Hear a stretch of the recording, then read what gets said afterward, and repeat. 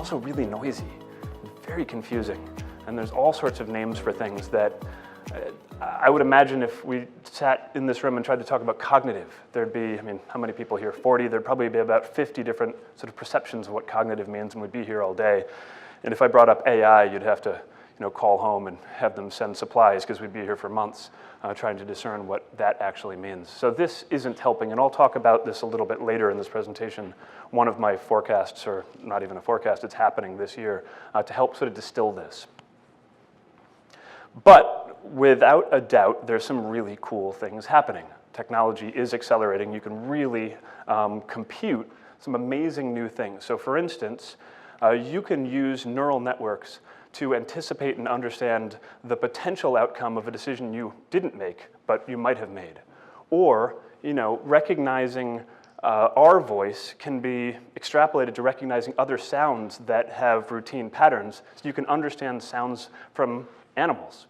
And you can also program software to emulate the way that you do things, like playing video games. So if you're an aggressive player, it can basically mimic you and do what you're doing.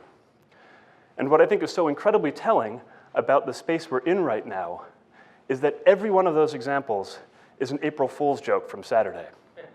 So none of that stuff is new. But AI has become so pervasive and so everywhere that there's some really good jokes that some people might believe. Right? That video goes on to show that you can go get pizza from the pizza delivery guy at your front door and leave the software to play the game for you, so you can go do that. Amazon Echo's pet Alexa was listening to your gerbil and telling it how many times it's gone around in its wheel as sort of a step count. So, I mean, that almost sounds reasonable. And in fact, that sounds sometimes more reasonable than what some of our prospective clients ask me about, right?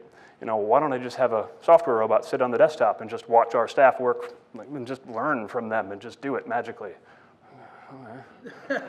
Where do I start? So I think we have done ourselves a bit of a disservice because this stuff is so exciting, but also so confusing that we need to sort of bring it back to some basics and fundamentals. What's the problem you're trying to solve?